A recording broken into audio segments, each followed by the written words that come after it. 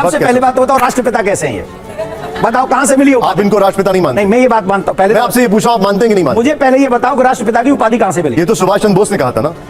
सुभाष चंद्र बोस ने कहा था ना। उपाधि थी, लेटर मिला है। तो मैं ये कह रहा हूं चतुर्वेदी जी राष्ट्रपिता है। अब कोई मान लेगा?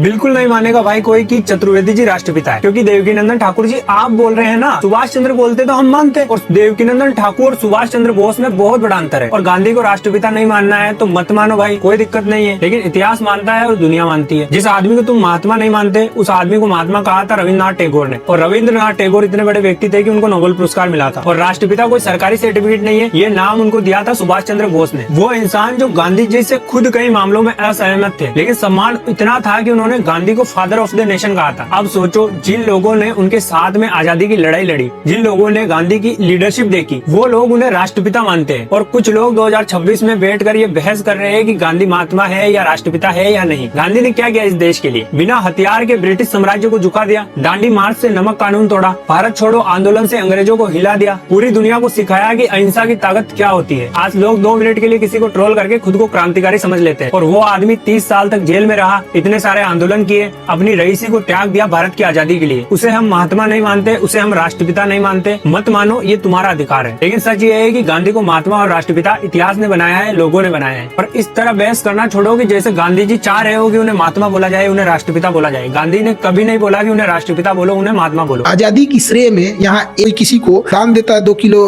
अनाज, केला, फल देता है ना, तो 4 फोटो खिंचवाता है। एक कोई घर बनवाता है तो 10 फोटो खिंचवाता है। इंडिया मैच जीत जाती है तो लोग फोटो खिंचवाने के लिए लाइन लग जाती है। देश जब आजाद हुआ ना, तो सारे लोग जश्न मनाने दिल्ली में थे। गांधी उस समय नोआखली में एक दंगे को कंट्रोल करने वाले थे। तब लॉर्ड माउंटबेटन ने देखा ना, कहा कि दंगा कंट्रोल नहीं हो सकता है। तब गांधी जी पहुंचे, दंगा कंट्रोल कर दिया। तो लॉर्ड माउंटबेटन ने कहा वो एक अकेला आर्मी है, वो 1 मैन आर्मी।